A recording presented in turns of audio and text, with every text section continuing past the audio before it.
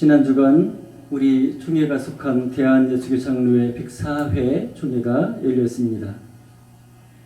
총회는 각 노회에서 파송한 1,500여 명의 대의원들이 참석합니다. 총회에 파송된 대의원이기에 일반적으로 줄여서 총대라고 부릅니다. 월요일부터 목요일까지 4일간 진행된 총회는 회복이란 주제로 진행되었습니다. 회복이란 원래 상태로 돌아가는 것입니다.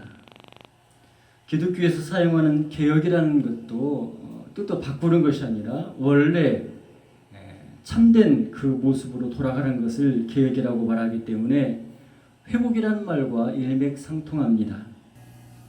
그것만이 아닙니다. 우리 총회는 이전 회기에도 변화라는 주제를 내세웠습니다. 우리 총회와 노회, 교회, 그리고 우리 모두 믿는 사람들이 변해야 한다는 것입니다. 이런 변화는 무엇을 의미할까요? 변화라는 말 자체는 열려있는 용어입니다.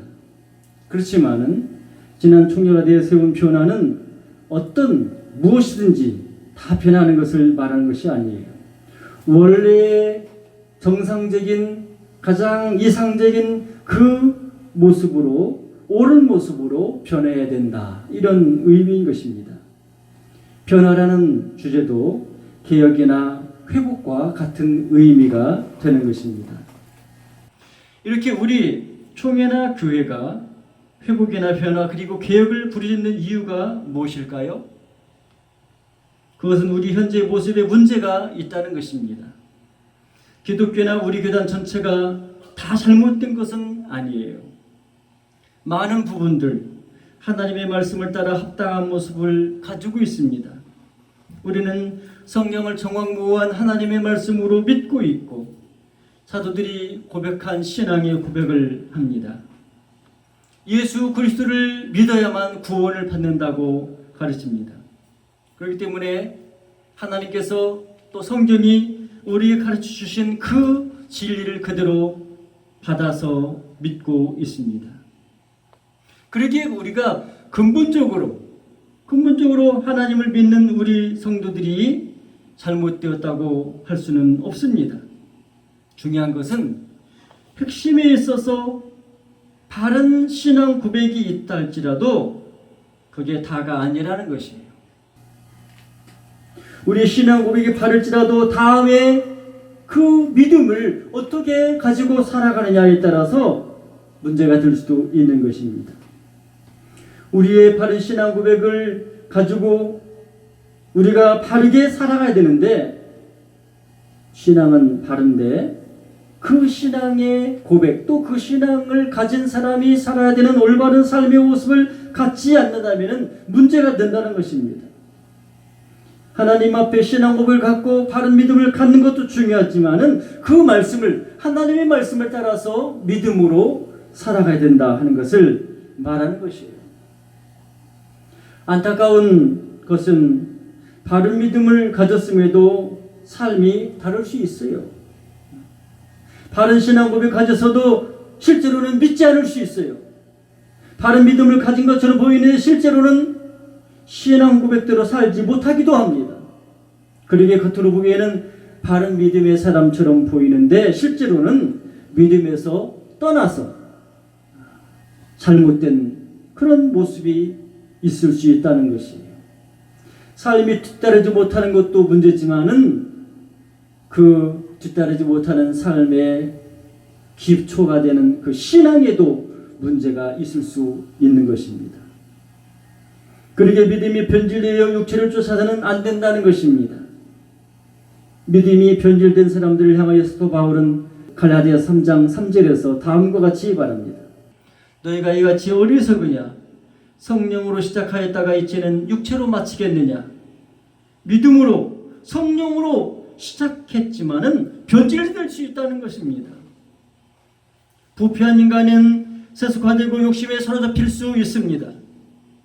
교만한 마음으로 자기 의의를 내세웁니다. 그래서 변해야 되고 개혁이 되어야 되고 회복이 되어야 된다고 강조하는 이유입니다. 그렇지만 삭개오가 내린 오늘 부분은 예수님께서 여리고 지방으로 지나가실 때 일어난 상황입니다. 여리고에 살고 있던 삭개오라는 사람이 이러한 소식을 듣게 되었습니다.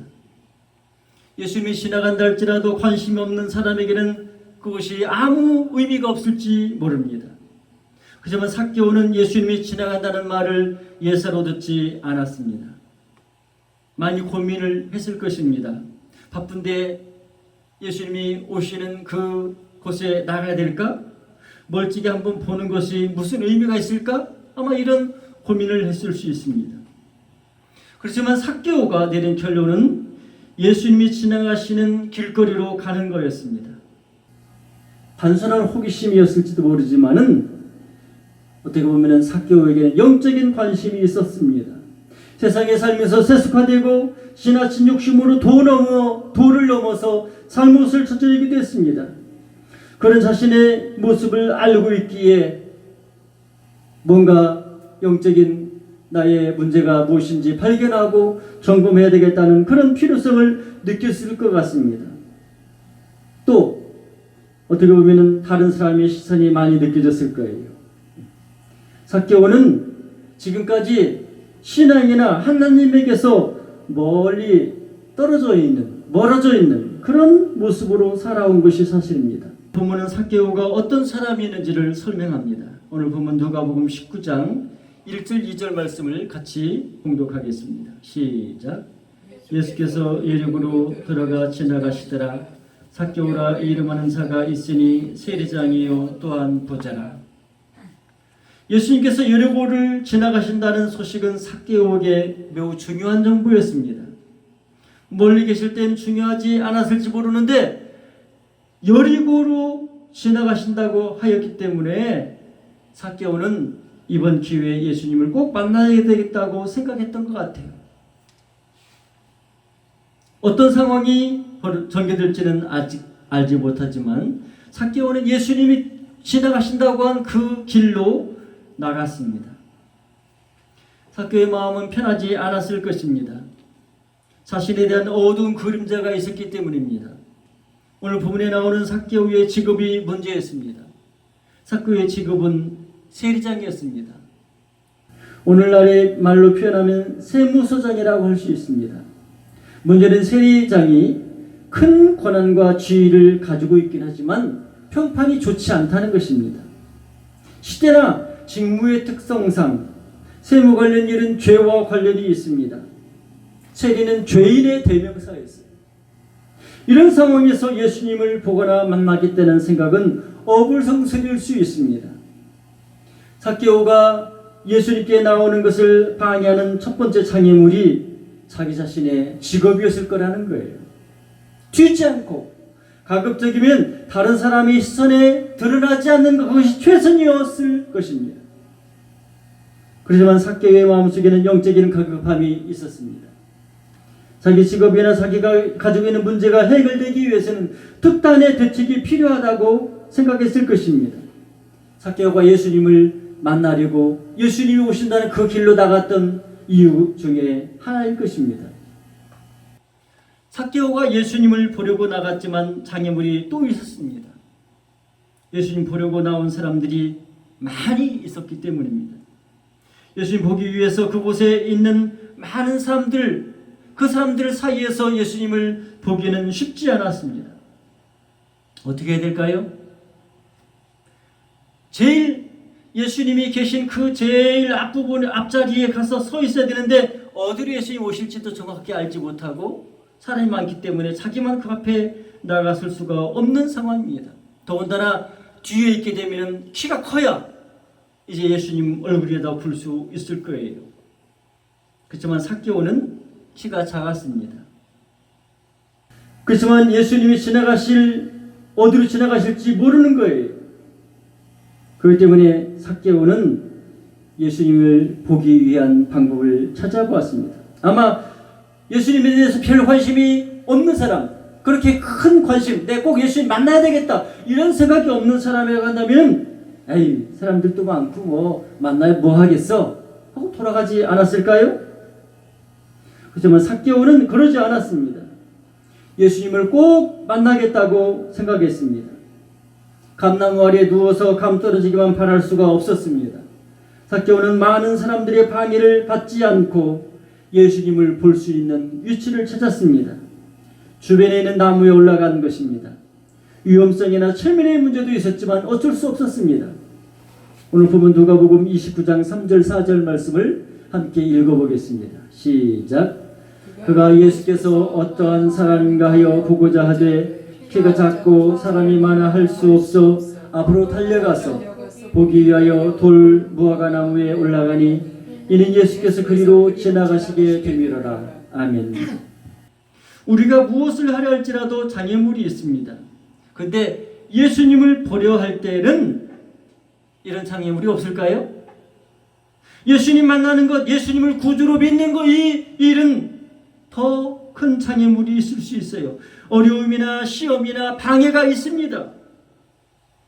이런 어려움이나 장애 때문에 포기했을까요? 의지가 약하고 동기가 부족하고 그러면 포기하죠. 그러나 삭개오는 그러지 않았어요. 삭개오는 영적인 자기의 모습에 문제가 있다는 사실을 생각하고 있었어요. 어떻게 해야 이런 문제가 해결될 수 있을지 고민을 했던 것 같아요. 그렇기 때문에 예수님이 오신다고 했을 때 바쁘고 분주하고 체면이 있고 사람들의 시선에 문제가 있음에도 불구하고 삭개오는 예수님이 오시는 곳으로 나간 거예요. 예수님을 보고자 했어요. 예수님이 어떤 사람인가 알고자 했어요.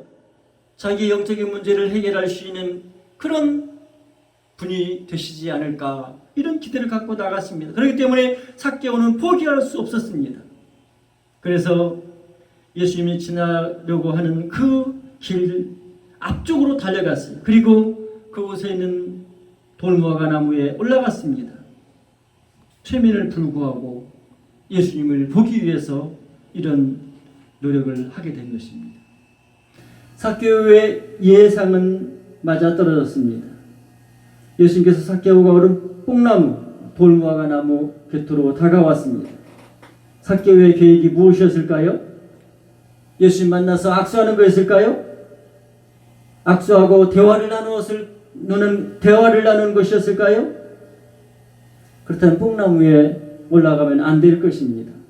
사람들을 비집고 예수님 앞에 있어야 예수님을 볼 뿐 아니라 손도 잡아보고 이야기도 나눌 수가 있는 거예요.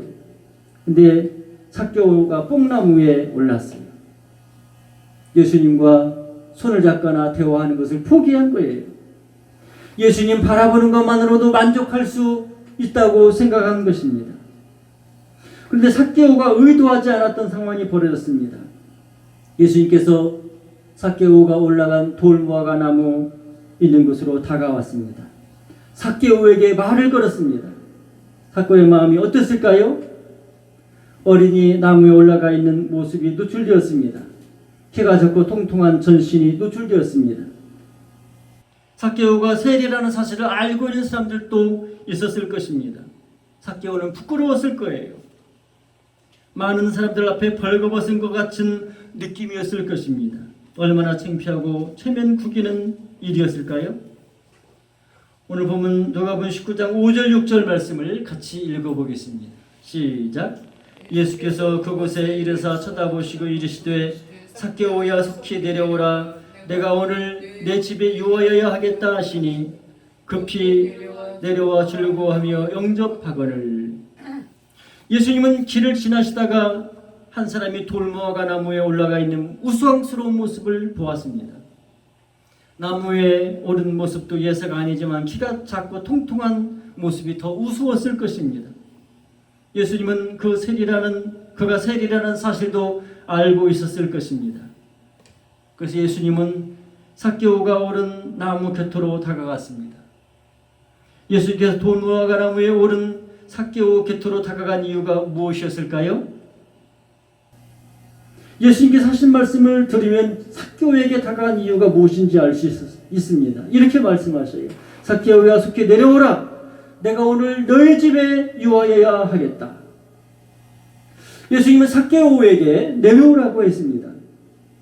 삭개오가 예수님을 보고 싶어서, 예수님을 만나고 싶어서 돌무화과 나무에 오른 사실을 알고 계셨던 것입니다. 그러게 예수님은 삭개오에게 발길을 내딛어서 돌무화과 나무에 오셔서 삭개오에게 내려오라 말씀하시고 내가 오늘 너희 집에 유하여야 되겠다. 너희 집에 머물러야 되겠다. 이렇게 말한 것입니다. 그렇습니다. 예수님은 삭개오를 찾아오셨습니다. 삭개오가 올라간 나무 아래까지 오셔서 나무에서 내려오라고 말씀하셨습니다. 삭개오의 집으로 가셔서 함께 머물겠다고도 약속했습니다. 삭개오가 예수님 만나기 원했습니다. 예수님 어떤 사람인지 알고 싶었습니다. 그러기에 예수님은 삭개오에게 다가오셨고 그에게 함께 머물겠다고까지 말씀해 주신 것입니다.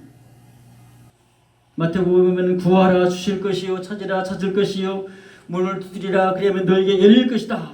이렇게 약속하십니다. 이사야 55장 6절에서도 선지를 통해 하나님 이렇게 말씀하십니다. 너희는 여호와를 만날 만한 때에 찾으라 가까이 계실 때 그를 부르라. 이렇게 말씀하세요. 죄를 범한 인간 하나님 앞에 설 수 없습니다. 저주와 형벌을 받아야 마땅합니다. 그럼에도 하나님은 비록 죄를 범하였을지라도 부르십니다. 하나님 앞에 나올 수 있는 기회를 열어놓으십니다. 여호와를 만날 만한 때 하나님께서 문을 열어놓은 그때 죄인이랄지라도 하나님 앞에 돌아와서 회개하고 하나님 앞에 돌아오면 하나님께서 그를 만나주시겠다고 말씀하시고 계셔요. 삭개오는 그렇게 했습니다. 이스라엘 백성들에게 세례는 죄인의 괴수가 아닐까요? 삭개오는 예수에게 나올 수 없는 존재로 여겨졌습니다. 그렇지만 삭개오는 예수님 만나고 싶었습니다. 예수님이 누구인지 알고 싶었습니다. 영적인 갈급함으로 예수님께 나온 것입니다. 그러자 예수님은 자기에게 나온 삭개오를 찾아가십니다. 삭개오야 내려오라 하시고 내가 오늘 너희 집에 유하여야 되겠다 이렇게 말씀하십니다. 삭개오가 내려와서 예수님과 자기 집으로 갔습니다. 그것은 놀라운 일이었습니다. 유대인들이 바라봤을 때 삭개오는 죄인이에요. 예수님은 하나님의 말씀을 전하는 선지자입니다. 메시아입니다. 어떻게 하나님 또 하나님의 선지자 메시아이신 예수님이 어떻게 이 죄인 삭개오의 집에 들어갈 수 있는가? 오늘 보면 누가복음 19장 7절 말씀을 함께 읽어보겠습니다. 시작. 무사람이 보고 수군거려 이르되 저가 죄인의 집에 유하러 들어갔다 하더라. 사람들이 수군거렸습니다. 예수님이 세리 삭개오의 집에 들어갔다고 이상하게 생각하고 있습니다. 예수님이 죄인인 삭개오의 집에 들어간 것은 놀라운 일이었습니다. 그리고 비방거리이기도 했습니다. 여러분, 예수님께서 삭개오의 집에 들어간 것을 어떻게 생각하십니까? 뭔가 잘못한 거 아닐까요? 예수님께 잘못 생각한 거 아닐까요? 유대인들은 자기의 거룩을 지키기 위해서 오염원인 죄인과의 관계를 멀리합니다. 그런데 예수님은 세리 삭개오의 집에, 죄인 삭개오의 집에 들어간 거예요. 그러자 사람들이 예수님 향하여 수군거리고 있는 거예요. 자칫하면은 사람들이 예수님에 대하여 생각한 좋은 생각, 애정과 지지가 변하여 비난과 책망과 반대, 배척하는 일이 일어날 수도 있어요. 예수님이 이런 상황을 모르셨을까요? 알고 계셨어요. 예수님 유대인들의 생각을 아셨습니다. 유대인으로 태어나셨을 뿐 아니라 그 사회에서 살아오셨기 때문에 예수님께서도 그런 행동이 사람들에게 어떻게 보일지 알고 계셨습니다. 그럼에도 예수님은 삭개오의 집에 들어가고 그와 함께 머물겠다고 약속하시고 삭개오의 집에 가셨습니다. 그렇게 한 이유가 무엇일까요? 삭개오가 자기 영적인 문제에 관심을 가지고 있었기 때문입니다. 예수님이 지나가신다는 소식을 들었을 때 삭개오는 눈이 뜨였어요. 내가 바쁘고 분주하고 체면도 있고 하지만 이번에 여리고에 지나가신다니까 내가 이번에 예수님을 꼭 만나고 싶고 그동안에 내가 영적으로 고민하고 갈급한 이 문제를 해결하고 싶어 이런 마음을 가지고 있었던 거예요. 그래서 예수님을 보기 위해서 돌무화과 나무에까지 올라갔던 것입니다. 삭개오는 자기 영적인 문제에 관심을 기울였습니다. 이런 모습에 예수님은 삭개오를 찾아오신 것입니다. 예수님은 삭개오에게 내려오라, 내가 너의 집에 유하여야 되겠다, 이렇게 말한 것입니다. 어떤 사람들은 예수님이 삭개오의 집에 들어가셨다고 수군거렸습니다. 그렇지만 예수님은 오늘 보면 제일 마지막 절에 보면 이렇게 말씀하시거든요.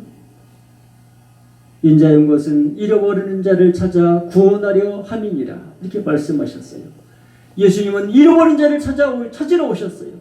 그렇기 때문에 삭개오에게 찾아가시고 말씀하시고 내가 너희 집에 유하여야 되겠다 말씀하시고 그의 집에 함께 간 것입니다.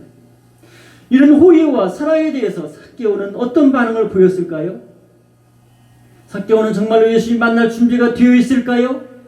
예수님을 만나 함께 머물면서 일어난 삭개오의 변화를 보면 그런 사실을 알 수 있습니다. 오늘 보면 누가복음 19장 8절 말씀을 함께 읽습니다. 시작.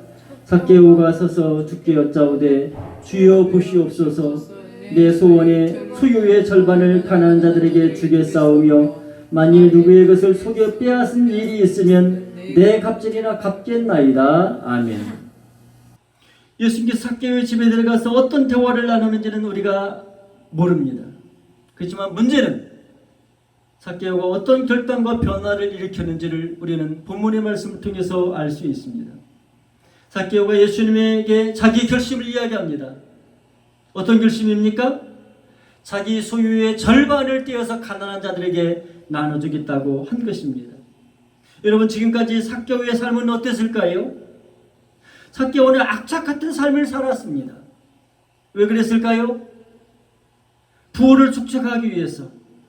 오늘도 그렇잖아요. 돈이 제일이잖아요. 돈만 있으면 뭐든지 하잖아요. 권력도 사고 뭐든지 다 할 수 있어요. 그래서 돈이 제일이다, 물질 만능, 이게 오늘날의 생각인데 옛날에 다르지 않았던 것 같아요.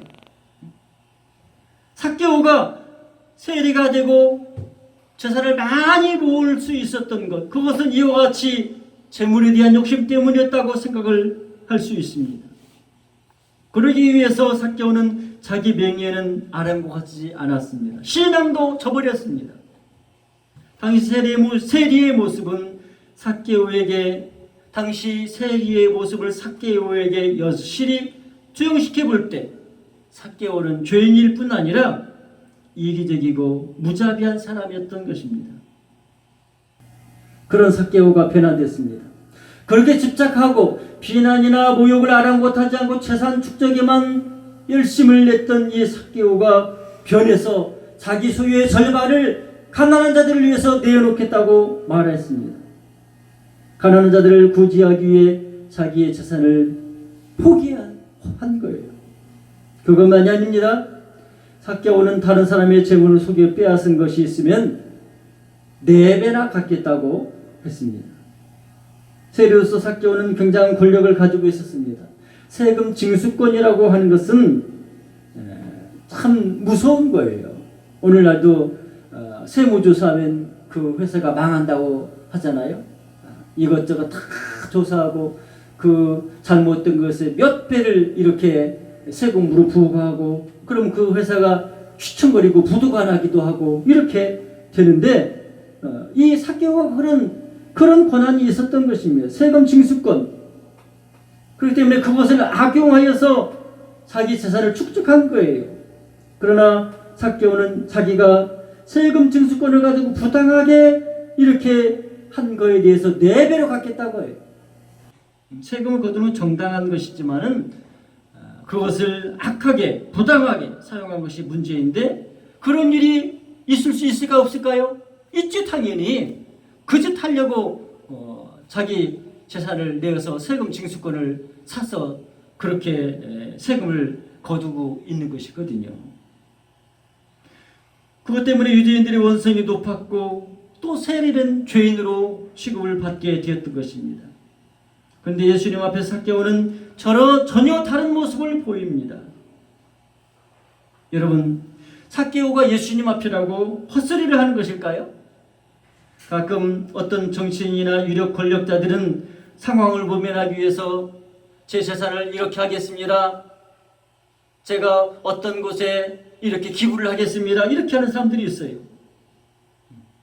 그리고 시간이 지나면은 안 하고, 다른 사람들이 확인 안 하니까 그냥 안 하고 그냥 그 재산 움켜쥐고 있는 사람들이 있어요. 그렇지만 삭개오는 그렇지 않습니다. 부당해 보이기는 하지만 삭개오로서는 정당한 세금 징수라고 우길 수 있어요. 재산에 대한 집착을 버리지 않으려면 예수님께 안 나오면 되는 거예요. 아니, 진정한 회개가 아니라면 그저 예수님, 제가 식사 한 끼 대접해 드리고 싶었습니다 하고 식사 한 끼 하고 그냥 돌아가면 돼요. 그렇지만 삭개오는 그러지 않았습니다. 자기의 행위에 대해서 잘못을 깨달았습니다. 그래서 잘못을 돌이키기 위해서 회개한 거예요. 회개는 잘못했습니다. 말만 하는 게 아니에요. 자기의 잘못을 돌이키는 거예요. 당시에 가난한 사람이 많이 있었는데 자기가 회개한 새로워진 이 삭개오가 자기 재산의 절반을 가난한 자들을 위해서 내어놓고 부당하게 세금을 징수한 것에 대해서는 내비로 갚겠다고 하는 이런 놀라운 회개의 역사가 일어나게 된 것입니다. 이런 결정이 쉬울까요? 쉽지 않습니다. 그러나 삭개오가 어떻게 이렇게 변화됐을까요? 예수님을 만나고 무엇이 바른 삶이고 무엇이 하나님이 기뻐하는 모습이고 하나님의 백성은 어떤 모습으로 살아가야 되는지 하나님께서, 예수님께서 말씀하셨어요. 그렇기 때문에 이 삭개오가 결단한 거예요. 자기의 죄를 돌이키고 자기 삶을 바꾸고 잘못된 것을 고치는 회개 역사가 일어나게 되는 것입니다. 여러분은 어떻습니까? 여러분 예수님 믿습니까? 여러분이 예수님을 믿는다면은 여러분 무엇이 달라졌습니까? 예수님 믿기 이전의 삶과 이후의 삶은 분명히 달라야 합니다. 우리 영적인 상태가 근본적으로 변화되는 것입니다. 죄인이 의인이 되는 것이고 마귀의 종이 하나님의 자녀가 되는 것입니다. 그렇지만 그것은 내적인 변화입니다. 내적인 변화만 있는 거 아니에요. 예수 믿는 사람은 내적인 변화만이 아니라 겉으로 드러나는 외적인 변화도 이루어져야 됩니다. 잘못을 회개하고 돌이키는 변화가 뒤따라야 한다는 것입니다. 삭개오가 예수님 만났을 때 분명한 변화가 일어났습니다. 자기 재산의 절반을 가난한 자들에게 내어놓았습니다. 속여 빼앗은 세금에 대해서는 4배로 갚겠다고 약속했습니다. 그렇다면 예수님을 믿는 우리는 어떤 변화를 일으켜야 할까요? 하나님 앞에서 자기 모습을 살펴보아야 합니다.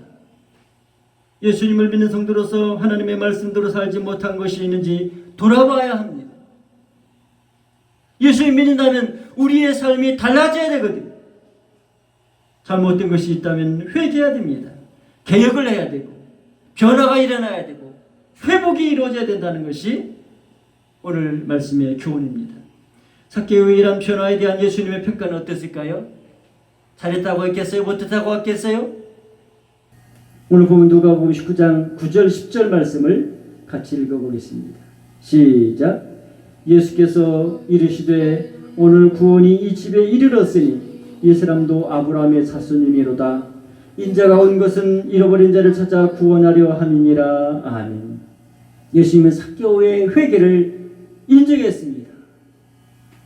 이 사람도 아브라함의 자손이다. 예수님 믿고 그 내적인 변화가 일어나고 삶의 변화가 일어나고 이 삭개오 같은 이런 변화, 이런 진정한 회개가 이루어졌는데 어떻게 죄인을 괴수해요? 아니요. 이제는 이 사람은 진짜 아브라함의 자손이에요. 유대인이기 때문에 아브라함의 자손이 아니라 하나님의 말씀을 듣고 진정한 변화를 일으켰기 때문에 아브라함의 자손이 된 거라고 말하고 있는 것입니다. 저와 여러분도 참된 아브라함의 자손이 되기를 주의 이름으로 축원합니다. 바른 믿음 또 바른 삶이 우리의 삶의 변화가 하나님의 자녀임을 증거하는 그런 변화가 되기를